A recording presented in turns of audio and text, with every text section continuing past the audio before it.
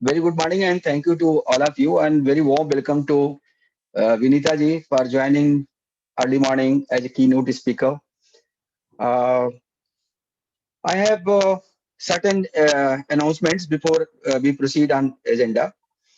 The uh, first is about the inauguration of Saksham Yuva mentorship program, youth mentorship program. I think it would be proper if I request Niruji to say a few words on that inauguration. So over to Niruji.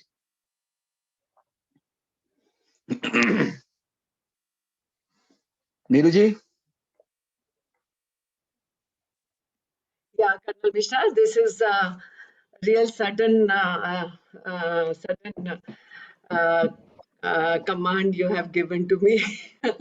I mean, speaking about Saksham Yuva, I can say that we had done the inauguration part only last week, and it is a very nice program. And you told me that we will be bringing a vast change in 40 or 60 families. So that was the most effective sentence which appealed to me. And I think this is a very nice program. If we show good results, we can take it as an ongoing program of Rotary Riverside. And I think more and more people, our members, will come forward for this program to make it successful. Thank you. Thank you, Niruji. I know I did not request you earlier. I thought it would be most proper because uh, it is going to happen because of you, the financial support and other support. So thank you very much for briefing the members. Thank you, Jai Hind. I have another announcement and that will proud. The case of renewal of FCRA account, opening of FCRA account. There are two things. One is FCRA renewal and one is FCRA SBI account in main branch Delhi. That has been done by the team Riverside, and I would like to extend my heartfelt thanks and sincere thanks to Umesh ji, Rakesh ji, Sanjay ji, Deepak Gupta, Vinay, Munaz, Prerna. So these are the persons, and particularly this comes under director compliance. So in lead position, it was the Umesh ji. So thank you very much. I would like to please give them very big hand for this. Thank you. Now, not taking much time, I would like to request Dr. Uma Ganesh to welcome our keynote speaker and introduce. So over to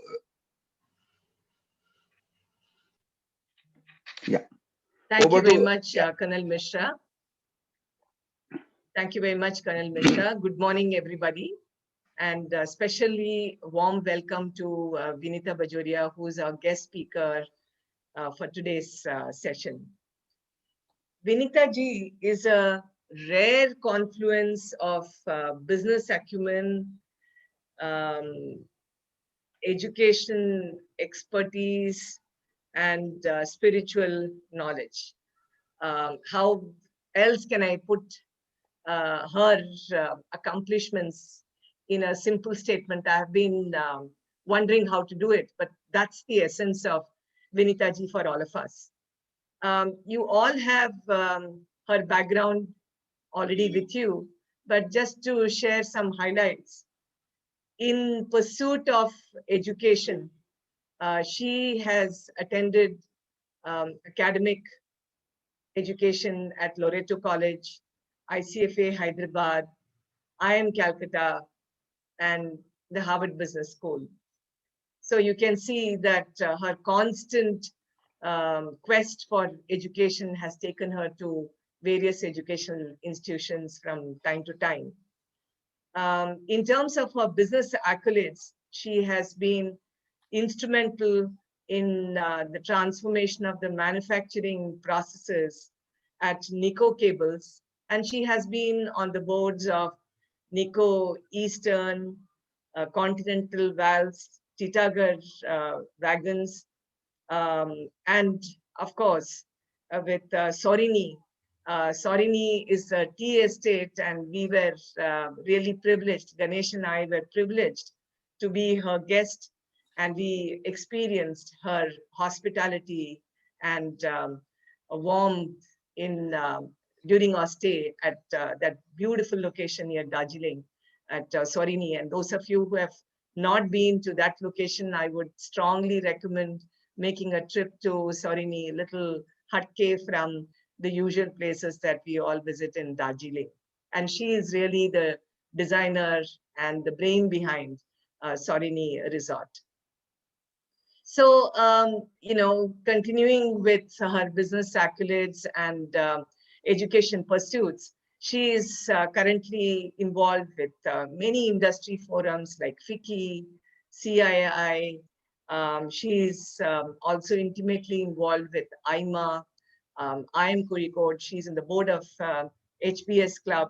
So, her list of accomplishments in terms of bringing together her business expertise and education background go on and on. Ganesh and I have been really privileged to know Vinita intimately, starting from the days of Ganesh's association with Harvard Business School, HBS Club of India.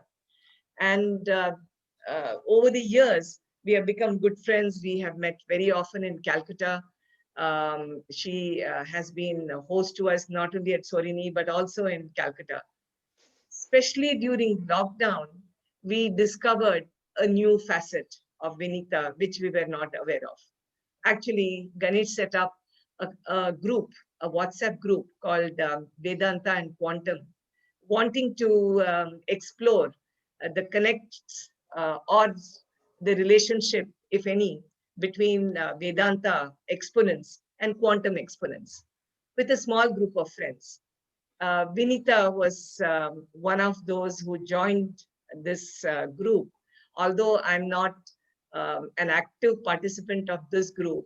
But from what I hear from Ganesh, he has been very excited about the deliberations in the group, and particularly the new insights that Vinita has been able to bring to this group from her vast research in this, and as she says, continuing research in the subject related to Upanishads and Vedanta.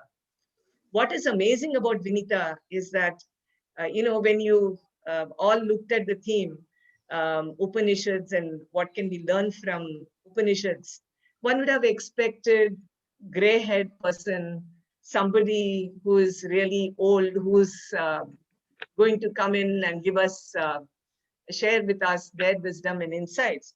But here you find a young, beautiful woman who has had her own journey with Upanishad.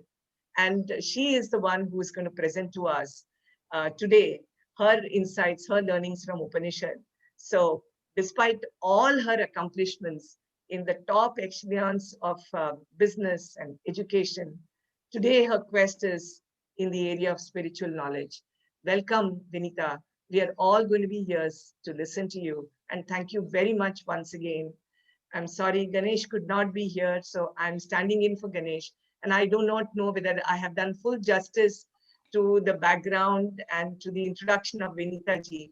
But thank you for kindly accepting the invitation and being part of our deliberations today, Vinita. Over to you. We welcome you once again.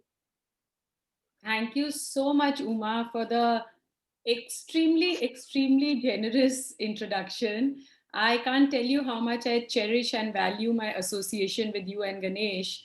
And it is such a pleasure to be here this morning speaking to such a distinguished group of people. And when Ganesh asked me if I would speak, I told Ganesh that I can never refuse him for anything.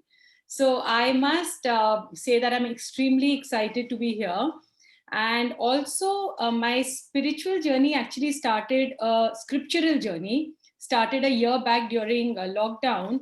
And I am very grateful to the Chinmaya mission, especially my teacher, Sir Vivek Dalmia, under whom I have been learning the Bhagavad Gita, Tattva Bodh, Kindle Life, and it has been such a tremendous journey. And also, I've been listening a lot to Swami's Sarv Priyanand's lectures, which have been absolutely fabulous. And my discussions in the discussion forum, which has been founded by Ganesh, the Quantum Vedanta group, has been so enriching. So, thank you so much. Now, I would like to start by asking the most basic question: why do we all feel sad? Have we analyzed the reasons? Sadness is not normal. How can we go back to our original happy self? Spiritual quest is a way to get rid of sadness. We think we are human beings in search of a spiritual experience, but really we are spiritual beings in search of a human experience. Deep satisfaction is possible only through spirituality. Then only money, name, luxury have meaning. Otherwise, it is all empty. It's like collecting all zeros. This spirituality is the one. Adding one will make the zero 1,000, 10,000, or 1 lakh. Otherwise, 10 zeros will remain zero. In seeking an answer to these questions, our rishis, the subjective scientists, have been pondering over these questions for the past 7,000 years or more. And it is their thoughts, revelations, and perceptions that make up our scriptures. The Upanishads are ancient texts that record the foundation of Hindu thought. They are collectively known as Vedanta. Now, Veda means knowledge, and Upanishads are known as Vedanta. So, Upanishads actually mean the culmination of knowledge. The path of knowledge shows us how to permanently get dukkha nivritti, or cessation of suffering. The spiritual journey here is not a journey in space or time. It is a journey from ignorance to knowledge. Now, there are 4 Vedas: the Rig, Yajur, Atharva, and Sama. And the last part of these Vedas is known as the Upanishad. There are 108 known Upanishads, but only 10 are considered classical, which are Isha, Katho, Keno, Chandogya, Mandukya, Mundaka, Aitreya, Taittiriya, Prashan, and Brihadaranyaka. So Shankaracharya chose these 10 Upanishads to write his commentaries in Sanskrit. They contain the highest philosophical thought. Upanishad literally means sitting at the foot of the teacher. It is not hard to imagine, before the days of Google, eager students sitting at the foot of the teacher and learning. Upanishads is in the form of a dialogue between the teacher and the student. The student would ask questions and the answer would become the Upanishads. These profound questions are, some of them are: what is consciousness? What is Brahman? What is the ultimate reality? What happens after death? What is the one thing knowing which we can know everything else? What is this universe? Now, there are 4 Mahavakyas in the Upanishads. That is the most important part of the Upanishads. Now, these are: 1, Tat Tvam Asi, that thou art. The Upanishads say that the Brahman and Atman are the same. Whether we do self-inquiry or inquiry into God, we reach the same place. The second one is Aham Brahmasmi, I am Brahman. The certainty of our own existence is combined with the infinitude of God's existence. Third, Pragyanam Brahman. This awareness is Brahman. Fourth, I am Atman Brahman. This very self is Brahman. Now, the essential part of the Upanishad, the essential message is that I am Brahman, or I am the ultimate reality. The certainty of our existence becomes the certainty of God's existence. Two concepts are of paramount importance here, which are the Atman or the Brahman. Atman is the individual soul, Brahman is the ultimate reality. The Upanishads say that there is only one ultimate reality, Brahman, out of which we are all effects. So, by studying the Brahman, we know everything. Now, consciousness studies also started with the Upanishads. I would like to tell you a story here. There was once a young boy who goes to see a movie in a theater with his father for the first time. Now, on the way to the theater, the father tries to explain to the boy that there will be a screen, and on that screen, there will be a movie Mahabharat playing with a war scene and lots of chariots, horses, and elephants. Now, when they reach the theater, the movie had started, and the son asks the father where the screen was. The father points to the screen and says, "This is the screen." But the boy says that I can only see chariots and horses. Is that the screen? So the father says, no, behind the chariots and horses. So he says, I can see the trees. So again, the father says, behind the trees. Then he says he could only see the clouds. This goes on, but the father could not explain the screen to the boy. Now, during the interval, the lights come on, and suddenly the screen is clearly visible to the boy. Now, after the interval, the movie starts and the screen disappears behind the movie. But the boy is content in his knowledge that the screen is there and knows that the screen is there behind the movie. So the screen is the consciousness and the movie is just a temporary illusion or Maya. If we remember that we are pure consciousness, we transcend all our sorrows forever. Now, the Upanishads say that there is one reality, which is pure consciousness, which is our true nature. Nothing sticks to pure consciousness. None of our problems actually are real. And when we sleep, all our problems disappear. So, like I said, nothing sticks to pure consciousness. Like when like the movie depends on the screen for its existence. Because without the screen, we cannot see the movie. But the screen will be there regardless of whether there's a movie playing or not. So Upanishad shows us that we are not this limited body, mind, and intellect. We are the infinite existence, consciousness, and bliss. Sat, Chit, Anand.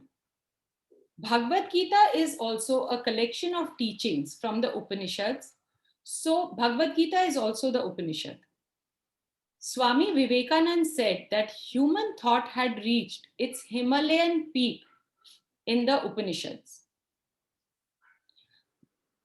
The deep thoughts of the rishis in the Upanishads elaborates upon basically these 6 aspects, which are 1, Jiva, who am I? 2, Jagata, what is this world? 3, Ishvara, who is the creator of this Jiva and Jagat, if any? 4, Bandha, what binds the Jiva and is the cause for all his sorrows? 5, Moksha, which is the state of liberation and is the opposite of Bandha. 6, Sadhana, which is the bridge between Bandha and Moksha. Now, every philosophical text must delve upon these 6 subject matters and present clear viewpoints on these. And the Upanishads does a fantastic job of it. Now, let us concentrate on how we can get from Bandha to Moksha. The Upanishads and the Bhagavad Gita show us 12 steps of spirituality by which we can go from bandha to moksha. Now we start this journey by doing step number 1, which is karma yoga. Karma yoga, the mind and body have to be absolutely pure in order to grasp the ultimate truth. Nishkama karma is the philosophy of karma yoga, which means working selflessly for the good of others without any expectation of reward, name, or fame. The Bhagavad Gita says that we have the right to choose our action, but we have no right to the result of our action. The result has to be taken as a prasad or a gift. Now, the second step in the 12 steps is Chittashruthi, which is purification of the mind by doing karma yoga for the attenuation of negative emotions or the 6 vices, which are kama, krodha, moha, lobha, mad, matsarya, or lust, greed, anger, sorrow, envy, and arrogance, which is caused by ragadvesh or attachment and aversion. The third step in the 12 steps is sadhana chatushtaya sampanna, or the 4 qualifications needed for Vedantic studies, which are 1. Viveka, discrimination between real and unreal, or Atma and Anatma. Second one is Vairagya, which is dispassion or freedom from Rag Dvesh, which is attachment and aversion. Now, the third one is Shatta Sampatti, or 6 treasures, which is Sama, mind control, Dama, sense control, Uparati, withdrawal from sensual pleasures, Titiksha, forbearance, Shraddha, faith in the scriptures, and Samadhan, mind concentrated on self-inquiry. The fourth one of the sadhana chatushtaya sampanna is mumukshutvam, which is desire for liberation from dependence on the world for happiness. The fourth step in the 12 steps is Guru Upasadana, coming in contact with the Guru. Fifth is Shravana, gaining knowledge by listening to the scriptures. Sixth, Manana, reflection. Seventh, Nidhi Dhyasana, which is meditation on Aham Brahmasmi. Eighth is Tattva Gyan. Then the seeker gains knowledge of self, which is Aham Brahmasmi. Ninth, Manonasha, further purification of the mind, utter cessation of the mind. 10th, Vasnakshaya, which is the removal of the last stages of vasanas or personality traits. 10th, 11th is Jivan Mukti, which is the exalted state of the Jnani, superhuman being. 12th is Videha Mukti, where you merge with the infinite, a state of no rebirth. Supreme non-suffering is possible only through no rebirth. Now let us concentrate on the core issue, which is Tattva Gyan, or step number 8 of the 12 steps I just spoke about. Tattva Gyan is essentially knowing that we are Brahman. It is best exemplified by a story on Raja Janaka. Raja Janaka, the king of Mithila and the father of Sita, was once sleeping when he is woken up by his soldiers saying that he must get ready as they had been attacked by the enemy and they had to go to war. Raja Janaka went and fought valiantly but was unfortunately badly wounded and defeated and banished from his kingdom. Now, after walking for days, he finally reaches a village, tired, hungry, and in great pain. There he sees a monk doling out broth to a line of beggars, and he joins the line. But unfortunately, when his turn comes, the broth has finished, and he is just given some starch in a utensil. As soon as he picks up the utensil to drink the broth, a bird swoops down and the cup falls from his hand. Raja Janaka falls down on the ground, sobbing and totally dejected. When suddenly he feels somebody shaking him up, he opens his eyes to find that he was actually sleeping in his palace with guards surrounding him.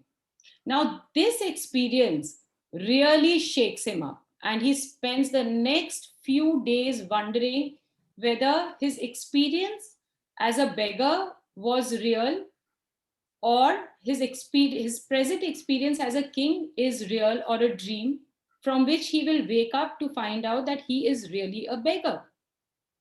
Then he calls for the famous sage Ashtavakra to answer his question.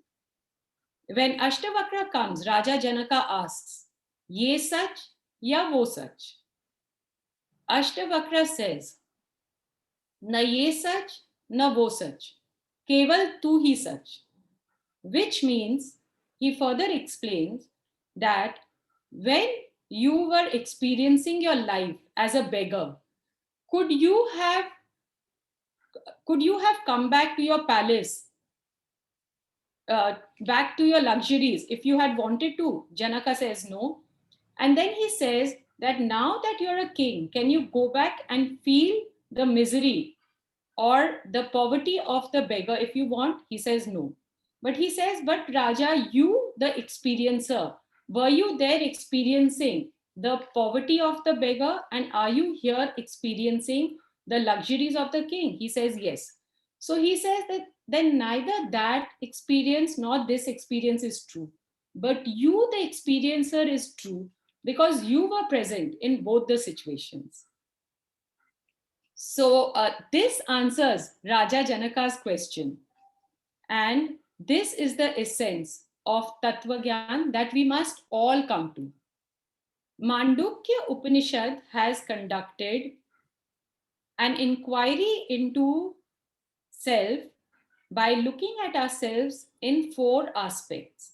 1, the dreaming state, the waking state, where we think I am the waker, and we think that in the waking state, objects exist independently. But nothing exists independently, nothing exists without our knowledge. Even objects we don't know exist as objects unknown to us. So, whether known or unknown, all are objects of awareness. Knowledge is paramount to existence. Now, the second state is the dream state, where I am the dreamer. When I fall asleep, then dream objects appear and exist only while the dream lasts. And they also exist because of our knowledge of our dreams. So, even in the dream state, knowledge is paramount to existence. Now, the third state is deep sleep, which is a state of complete relaxation where there is no thoughts and no ego, nothing. It is all there, but we are not experiencing it.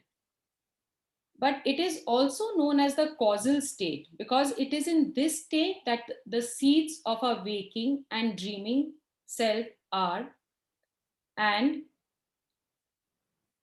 it is the source of our waking and dream state. Now, the fourth state is consciousness. It is the state from which all these 3 states appear and disappear, just like ornaments appear and disappear from gold. But All ornaments depend upon gold for their existence, just as the three states depend upon consciousness for their existence. Now, the only way pure consciousness can experience itself is through manifestation, through names and forms. This is samsara. Consciousness manifests itself as you, me, and her, and we have forgotten that we are pure consciousness, just like God pretending to be not God. When God created the world, he was so lonely that he wanted someone to play with. So he pretended to be not God so that he had company. Now, God pretending to be not God forgot that he was God, whereas God remembered that he was God. So we human beings are like God pretending to be not God, having forgotten that we are actually God. In the neti-neti method of the Vedas, we say that consciousness is not these three states. It is intrinsic to these three states, underlying them. Pure consciousness is beyond thought, action, language, and name. There is no separate universe. Now, I would like to end with a beautiful quote from the Bhagavad Gita stating the highest wisdom. Na sato vidyate bhavaha, na bhavo vidyate satah, ubhayorapi drishtontah, tvanayo tattvadarshibhihi. All the experiences of our life, the joys, the sorrows, the successes, and the failures, none of them are real, none of them exist because they are all effects. All effects are subject to appearance and disappearance. Life is an illusion or maya created by our perceptions. Everything in the universe is an effect, and they do not exist independently apart from the underlying reality or the constituent cause.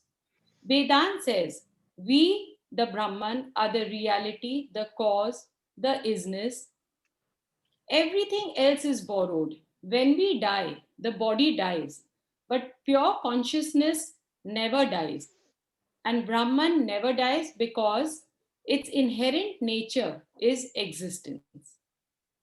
Just like fire has intrinsic heat, unlike boiled water or potato, which have borrowed heat. In Advaita or non dualism, the cause or the substratum is the only thing which is true or satya, whereas the effect or appearance is false or mithya. Brahma Satya Jagat Mithya. This brings us back to our original question. How can I withstand suffering in my life? What is the permanence in me? Is there something that the world cannot destroy? Thank you. Thank you very Thank you much, so much. I would like to invite Dr. Uma to moderate the session. Over to Dr. Uma. Thank you, Colonel. Thank you so much, Vinita. That was so beautifully elucidated. You structured your thoughts and the presentation in such a way that a complex subject of Upanishads, you made it appear that even we can attempt as as you have been through this journey, we can also try and learn from this ocean of knowledge that is there for us to discover.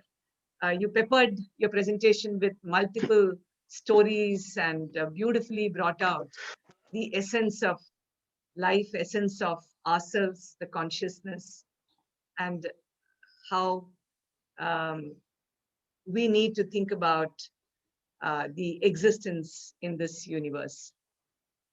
So may I request participants now to come up with questions? I'm sure you'll have many listening to Vinita ji. Yes, I have a question. Uh, Good morning, Vinita ji. Good morning. You say I've never heard about Upanishads in such a summary way, which you have explained in 20 minutes, the crux of the Upanishads. Could you, and the acquiring of the, say, knowing the ultimate truth is requiring a vast studies, and it is going deep into the lot many aspects which you have all touched upon. So can you guide us for some summary content where from we can direct ourselves into the deep knowledge? Yeah, I would strongly urge anybody who's interested to join the classes which are regularly conducted by Chinmaya Mission on various, scriptures like the Bhagavad Gita, Tattva Gyan, then Kindle Life. So these are really good. And apart from that, like I said, I have been listening a lot to lectures by Swami Sarv Priyanand, and I've been doing some reading as well. So, I mean, if you combine all these, I think you will get a fair idea of the rich knowledge that our scriptures contain. And I must say, it's absolutely fascinating because, in the end, you start questioning that what is real. And sometimes, people think that scriptural studies or religious knowledge is not very hep or is not really, very a very smart thing to do. But if you look at, like the quantum science Vedanta group that we are part of, and people like Ganesh and Uma are part of it, so we actually think that their, science is very definitive and very deterministic. But when we actually go further and we look at quantum science and material science, we see that there are so many fundamental and logical inconsistencies there that even the scientists are actually looking for that ultimate reality, which the philosophers or the scriptures have actually defined so beautifully as the Atman or consciousness or the Brahman, which is almost like the electricity running through the bulb. So, when you go on to study these things and you sort of relate it with our world, then you find that there is such a point of convergence and that this actually is the ultimate truth. Otherwise, what is it? We can just go from living our life, sort of, oscillating between one extreme emotion to the other, like Uh, bulls in a china shop. And this just sort of shows us how to become sthita pragnya, or have a steady wisdom. Yeah, you have explained it well, but my question say I'm still little bit confused about that where to make the beginning and where to then go deep into it. So summarily we start from the summary, and then we say which part we take first, which part we take second, which part we take third, so that our interest is continued and we know that we are acquiring the knowledge. Otherwise, generally there is a tendency that you think that okay, it's the knowledge for which I am searching for, and I'm not going to get it. I get discouraged and I leave the study, in-depth study in between, and I do not make a good beginning. So I wanted your guidance on this aspect. I completely agree, and I think that's a very good question. So I think the one, Bhagavad Gita is a great place to start, because that's where actually Sri Krishna shows Arjuna in the middle of the battlefield, which could be our lives, that how to go about and live your life. And it is nothing but the teachings of the Upanishads, which have been taught in a very, very simple manner. So I would totally feel that Bhagavad Gita would be a great place to start, where you can really relate to all the confusions, anger, and miseries of Arjuna. And whenever you face a problem in your life, they say that you just pick up the Bhagavad Gita and turn to any page, you will get an answer. So then that would be a great place to start, because you will be able to relate to it totally. Thank you for that. I made an attempt in that direction, and I think that my quest for knowledge has come from there only. So I will take your advice well and continue in the same direction. That's wonderful to know. Jalanji, I would also like to add to what Vinita ji is saying. Your question is so pertinent, where to start? There are, from what I understand about this ocean, you can start anywhere because the ocean is so deep, and Bhagavad Gita could be a great starting point, as she's saying, because it's touching upon so many questions. And one of the ways in which I think particularly Ramakrishna Mission and Swami Vivekananda have tried to address, people like them have tried to address, is through the questions that we face, or all of a sudden, the very question of our existence, the question around misery, the question about why we are happy one day and not happy in another day. Like this, there are many other questions. Why do we make friends one day and why do we lose friends another day, and so on and so forth. So what they have done, to my understanding, is to take these questions and then give us insights to understand from Upanishads and from Vedanta point of view, how to think about how to relate to these questions.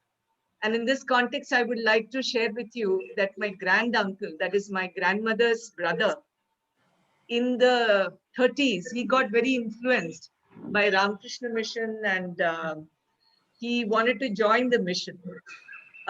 He had studied English, BA English literature from Presidency College, Madras. In those days, when the mission was thinking about spreading the knowledge of Vedanta to the Western world and taking it outside the boundaries of India, they found in him somebody who could speak in English and read, write English. Very few people, as we can imagine, had that ability. And though he was already a married man, they decided to, he was given the name Swami Brahmananda.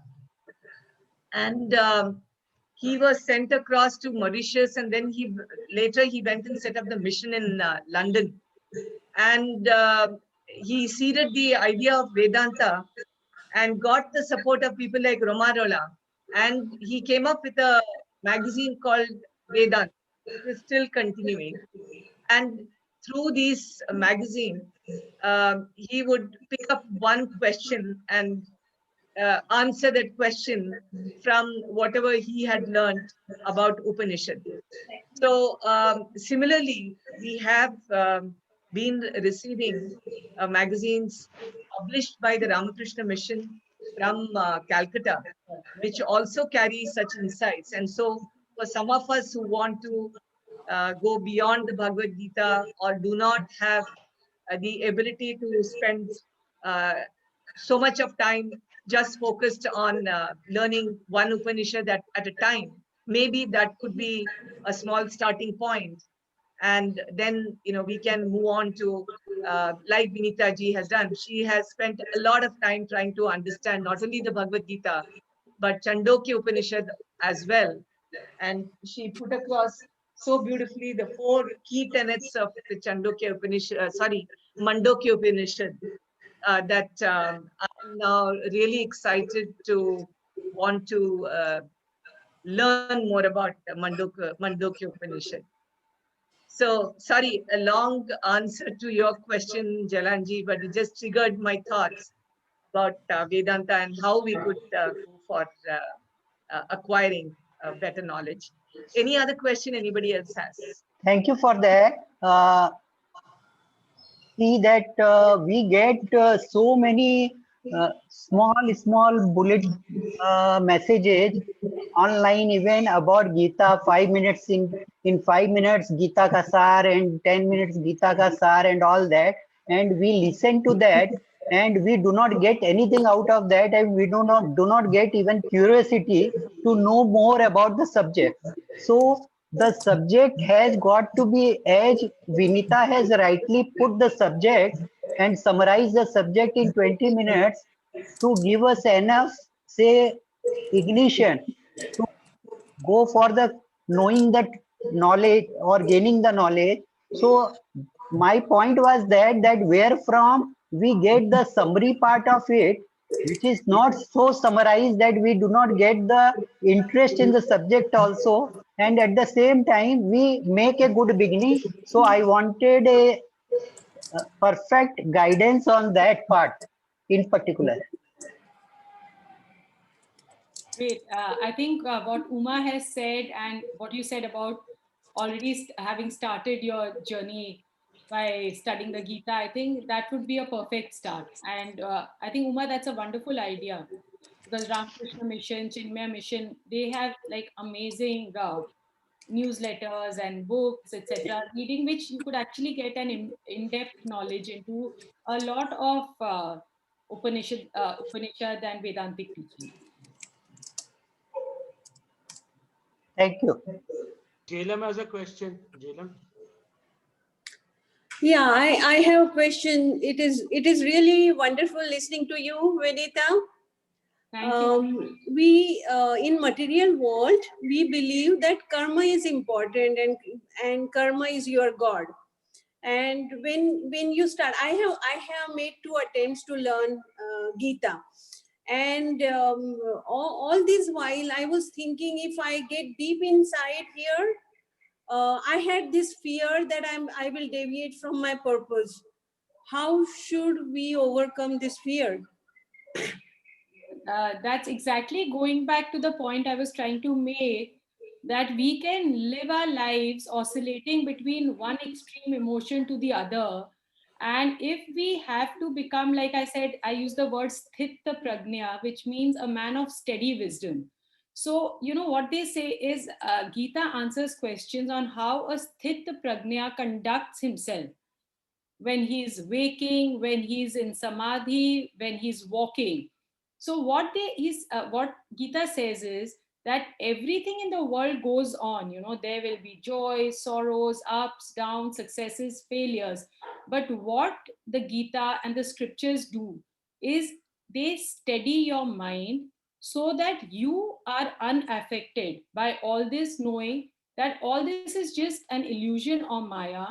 And wherever there is, you know, the dvandvas, like the dvandvas are the basically the opposites, like joy, sorrow, success, failure, you know, these will always exist, but you have to remain unaffected, take it in your stride, and maintain your equilibrium in all your mental equilibrium. And that is exactly what the scriptures do. They do chitta shuddhi, or purification of mind and body, by doing the various, you know, the rituals. They are meant to purify the mind, yoga. So, you know, this is what it does. So there is no way you can run away from your life, but you can actually live life better and conduct. This is what Advaita says. It is non-duality in the midst of plurality, not in the absence.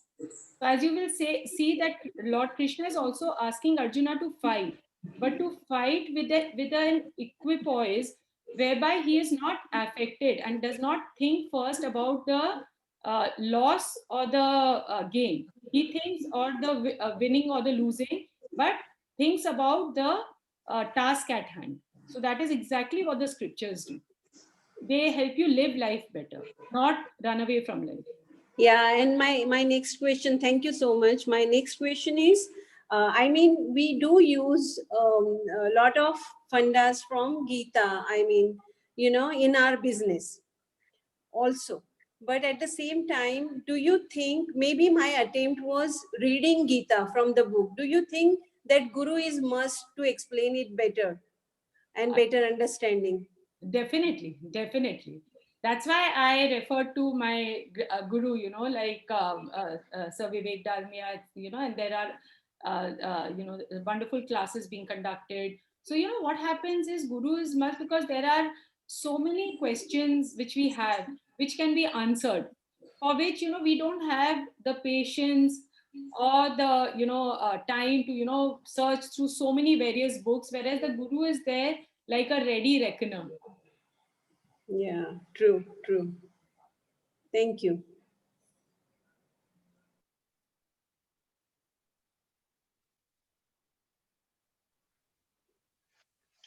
Any other question? Can I ask a question? All right.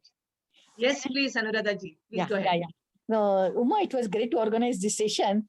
And the question to Vinita is that I want to be really honest, I could get, I'm an average intelligence person, educated. I could get 20% or 30% what she's talking. Okay. Now, supposing I would have even got more, I would have been able to understand and adopt, let's say 100%. We come across difficult situations in life and where you need to take a decision. Okay. Now, I feel that a knowledge that you adopted from Vedas should help you to do a better decision making. Work is taking one example. When your teenage child is throwing tantrums, you should not fall for it, because you know that you're giving him a wrong lesson by saying, yes, he wants to drive underage, boy wants to drive a motorcycle. It is completely illegal. It is completely wrong. It's completely unsafe. But with the tantrums, you give away. So what happens is that in difficult situations, I should be able to really take advantage of the knowledge of Vedas. That stage to come for a common man, it is so difficult, So can it actually happen? Can we really be benefited by knowledge when it is truly necessary, For that, constant practice is so important. Like in manufacturing, we talk about Kaizen, continuous improvement. We look at quality as being a continuous process. You can't afford to not remember, at any point in time, because then you are just left with a whole batch of rejections. So how can we live our life not practicing good thoughts and studying good things continuously? If we do that continuously, then we internalize it and it becomes a way of living, a way of thinking. And for this there is a very there's a technique called the FIR technique. If you see, you have to gauge the frequency, intensity, and like when you get angry, you first see that if after doing the scriptural studies, if the frequency of anger has reduced, if the intensity has reduced, and if the repetition, that means if the number of times you get angry, that has reduced. So if you are able to make little improvements, that in itself is enough. You don't have to strive for sudden or a great quantum leap. It is just a way of life where you have to continuously strive for it. Okay.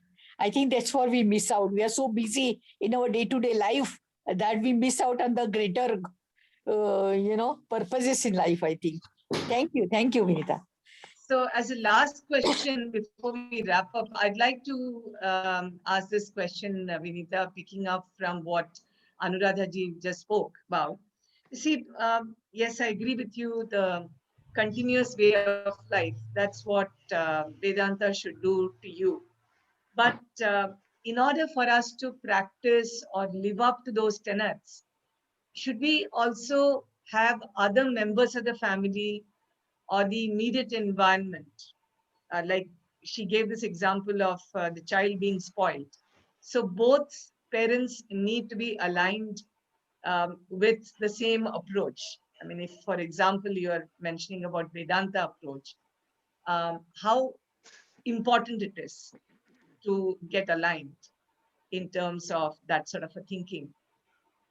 So yeah, that is very important. But I feel that like charity begins at home. First, we have to, change our thought. And I've seen that, the law of attraction or the cause and effect. Like if you are good, then suddenly you see that everybody's attitude towards you is changing, and you create a conducive environment for happiness and for peace. So I think that really matters. But of course, I mean, others have to be aligned, but that doesn't but if you yourself have changed, then at least your reactions become much better, and you are less affected by whatever is going on. I would like to add an observation here. Can I? Yes, please go ahead. Yes, please. See, we look for the mathematical answer for a problem, okay? And we, knowing itself is not good enough. We are into the complex problems. Even Arjuna was highly confused, and he was going on questioning and questioning Krishna and removing all his doubts. So we have to, first thing is that we have to know it, and then second thing, we have to practice it. And when we are practicing, then we have to go by improvising or practicing also by our experiences, and that is how we improve ourselves. And that is a path. We cannot, by knowing, we cannot guarantee that we'll have a perfect solution and we'll use that solution as a tool to get the success. So that is the 12 steps of spirituality that I spoke about. So I mean, getting to step 12 is like really far-fetched, but even if we start with the step 1, which is karma yoga, and go on to Chittashruthi, which is purification of mind, I think we have lived a life which is absolutely fabulous. And then step 3, shravana, then you start listening to the script, guru pasad, then I look for a guru, then sadhana chatushtaya, all those 4 qualifications. So all these things, they will auto, because you have to start. So you have to start by karma yoga, so which essentially means doing good work for the good of others, which is what the triple bottom line and CSR is all about, which is what Ganesh is doing most of the time, and so is Uma. So that is karma yoga. And like they say that karma yoga is actually most important. Like you were saying, where should I study? Studying is one part. But if you do karma yoga, then you are actually a sthita prajna, or a man of steady wisdom.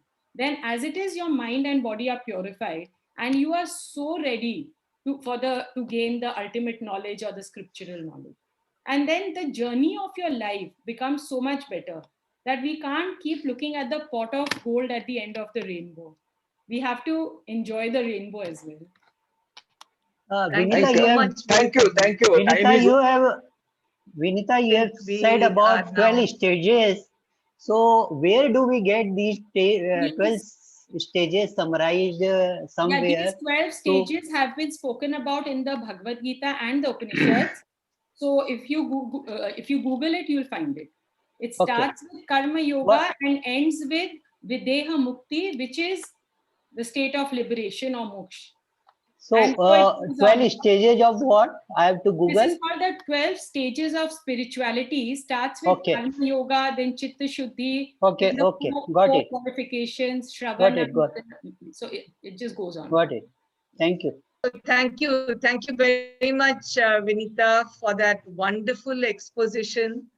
You can see that you have really triggered so much of interest, and as Jalanji said, this is mission that you have provided great food for thought. And I'm sure we will all be looking forward to further interactions in the coming days.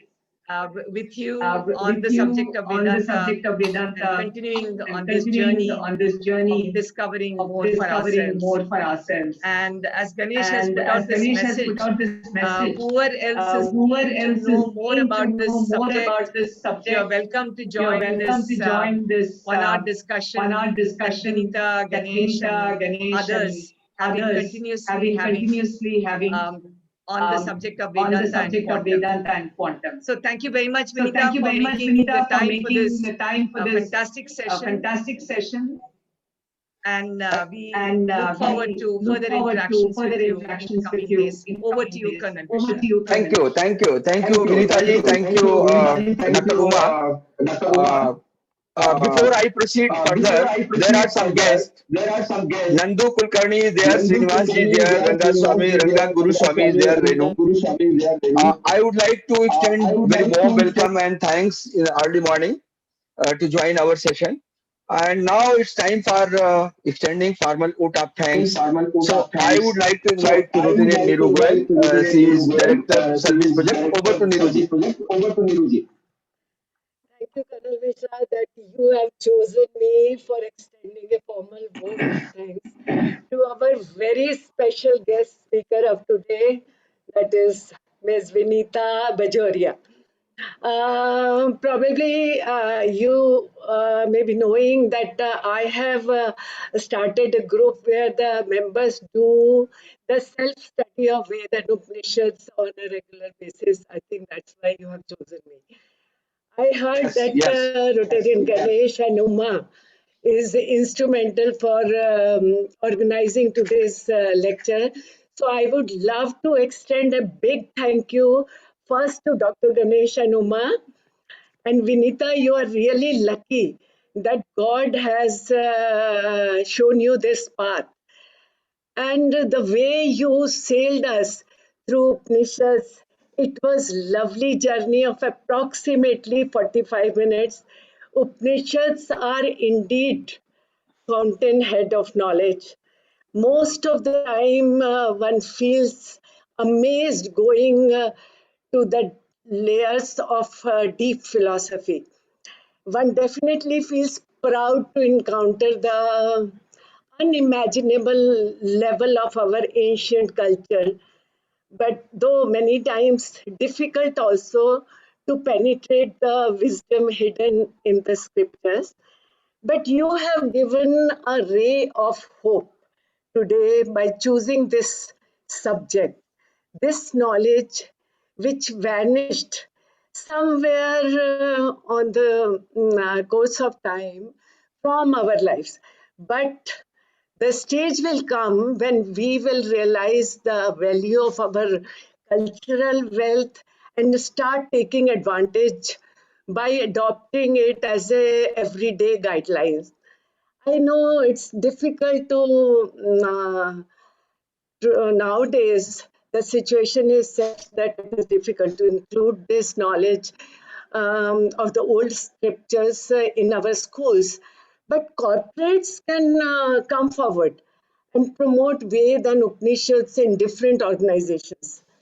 I would love to take up this as a project. Let me know if you are interested. One more request. When can we all, the members of Rotary Riverside, visit your Sourenee resort? Yes, that is one thing which we will love to have it. Yes, we will certainly. Yes, Yeah. let the COVID go away and we will seek. Really hope to meet all of you soon in the near future. Yes. And Thank you, Vinita. because now we're just waiting for COVID the situation to get better. And then we would Yes, love yes. to welcome you also in Calcutta. Calcutta has a lot to offer too.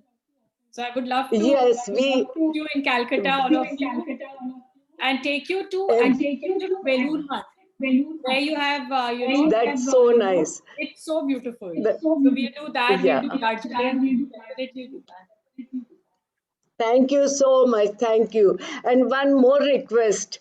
I mean, please go to maximum possible places to deliver your lecture on this wonderful subject. And we can think of calling her, requesting her to come to our Sanjeevani program. There are lots of students and teachers are there. So True. now, on behalf of Rotary Club of Pune Riverside, I extend a formal vote of thanks. It was a lovely session, thoroughly enjoyed it. Thank you very much. Thanks a Thank you lot. so much. It was absolutely fantastic interacting with all of you. And of course, special thanks to all of you and Umesh and Ganesh. It has been really nice. Thank you. Please allow me 3-4 more minutes. Though we are already 4 minutes overshooted, just 3-4 minutes. There are 2-3 things which I would like to do. One is to request Bikram Puri to go for thought of the day. So request Bikram Puri. Over to Bikram ji. Thank you, Colonel Mishra. I think our thought for the day is you are only limited by your own mind. And I think our speaker today, Vinita, has demonstrated that. She very concisely encapsulated the possibility of the learning that we can get from our scriptures. So you are only limited by your own mind, by your own thoughts. That's the thought for the day. Thank you, Bikramji. Going ahead, I would like to invite Rotarian Sandeep Bass to crack the joke, which is considered to be tonic for Rotarians and particularly Riversiders. So over to Sandeep ji. Good morning, everybody, and thank you, Colonel Sir. It was a wonderful session Vinita had for us today. Lot of things, lot of thoughts to take home, and lot of wondering to be done after this. But nevertheless, speaking on learning, the education, okay, it's an ongoing process and it must never stop. On that, I want to share something. So there was this lady, 60 years old, and she used to go to Mandir every single day. And one day she stopped going to Mandir and started going for the swimming lessons. People were very confused. Okay, why swimming instead of Mandir? So somebody asked her and she explained, you see, my son and daughter-in-law, they are quarreling every day. And my daughter-in-law threatens my son, saying, if me and your mom both were drowning, whom would you save? So to save him the agony of answering this question, I'm learning swimming. Okay, and as luck would have it, a couple of days down the road, the two are quarreling again. And again, the daughter-in-law says, if me and your mom were both in the water, whom would you save first? So he says, actually, I don't need to save anybody because my mother now already knows swimming, so she will save you. But the daughter-in-law, undeterred, no, you have to step into the water and you have to save one of us. So the guy says, listen, sweetheart, you don't want to die, do you? Because if I step into the water, I'm going to drown because I don't know swimming. And my mother-in-law, my mother for sure is going to save me instead of you. So you decide. Thank you so much. Thank you very much. Sanjay ji. Ranga Guru Swami has one question. So I will, he's his esteemed guest today. So please go ahead for your question before I close. No, that's okay. I had lowered my hand. My question, okay, since you're giving me a chance, my question was that there were 12 gates that Vinita ji explained in a nice talk. Do you need to hit all the gates to get to moksha? Yes, to get to moksha, which is the ultimate, stage. But I don't think, we should aspire right now to get to moksha. We need to, first start with our karma yoga and purification of mind and shravana, manana, nidhi, dhyasana, which is listening, mulling over and meditating upon it. And then, manonasha, where, the thoughts, you purify your thoughts, you decrease the number of thoughts, you take your thoughts in the right direction. Then vasnakshaya, and these are the things. And by doing all this as it is, we will be in a much better place than where we are. And then moksha, of course, if we get it along the way, then nothing like it. Sure, you're saying learn to walk before learning to run. Absolutely. Thank you very much. Thank you. Friends, coming Wednesday, we have a club meeting, and our speaker is Bivakar Ramtirthankar, who will be talking on performance management. I will request you all, please block date and time in your calendar and join in large number. Thank you, Vinita ji. It was amazing. I'm totally speechless. Though I had little knowledge, bits and pieces. I have read Gita. I have got little insight, but I fully agree with the Umeji and others and the Dr. Uma. In 20 minutes, what you have described, I think that's amazing. That's amazing, and I fully agree with the Neeruji. Your talk should be not only on this forum. It's very difficult. It's very difficult to with such a clarity, with such a focused. You have just in half an hour, just in 20-25 minutes, you have given all insight. You have given knowledge. You have ignited. Most important, you have ignited. It's not only knowledge. All of us are ignited today, and we will like to look for spiritual word, and we will get all those things. So thank you very much, Vinita ji, joining us. Dr. Uma for extending vote of thanks. Dr. Ganesh to connect Vinita ji, and all Riversiders and his team guests to join today. It's already today we have overshooted 10 minutes, so I'm extremely sorry, but it was worth more than what we had. So please allow me to adjourn the meeting. Should I do that? Thank you so much, Colonel. Thank you so much. Thank you very much. Stay healthy, happy. Yeah. You were telling something, Vinita ji. Please go ahead. Thank you so much. It was a real pleasure meeting all of you. Thank you. Stay healthy, happy, safe, and blessed. Thank you. See you next week. Thank you. Bye-bye. Jai Hind.